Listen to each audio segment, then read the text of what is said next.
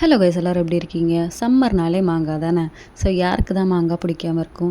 So கேரளாவில் பார்த்தீங்கன்னா எங்கே பார்த்தாலும் மாங்காய், சின்ன சைஸு, பெரிய சைஸு, அதை விட பெரிய சைஸு, எல்லா சைஸ்லேயும் நம்மளுக்கு மாங்காய் அவைலபிளாக இருக்குது. ஸோ எங்கள் வீட்டில் இப்போ பார்த்தீங்க அப்படின்னா இது வந்து சின்ன சைஸ் மாங்காய். இது வந்து சப்பிக்குடைய மாங்கான்னு சொல்லுவாங்க. இது வந்து சும்மா எடுத்து அப்படியே சாப்பிட்டுக்கலாம். எல்லா மாங்காவுமே அப்படியே சாப்பிட்டுக்கலாம். இருந்தாலும் சிலதெல்லாம் குழம்பு வைக்கலாம், சிலதில் வந்துட்டு பழுத்துட்டு குழம்பு வைப்பாங்க. ஸோ அந்த மாதிரி சின்னதாக இருக்கிற மாங்காய் வந்துட்டு பழுத்துட்டு மாம்பழ புளிச்சேரி அப்படின்னு சொல்லுவாங்க. அது வந்து கேரளாவில் ஒரு ஸ்பெஷலான டிஷ்ஷு. ஸோ அது வந்து செய்வாங்க. அண்ட் தென் மாம்பழம் வந்தாலே கண்டிப்பாக எல்லாத்து வீட்லேயும் மேக்ஸிமம் மாங்கறி இருக்கும். மாங்கறினா மாங்காய் வச்சு குழம்பு பண்ணுறது தான் மாங்கறி.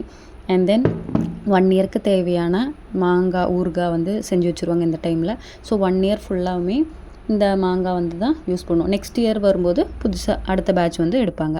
ஸோ அந்த மாதிரி தான். அண்ட் தென் இது வந்து பார்த்திங்க அப்படின்னா வாட்டர் ஆப்பிள். இங்கே வந்து பார்த்திங்கன்னா சாம்பைக்கான்னு சொல்லுவாங்க.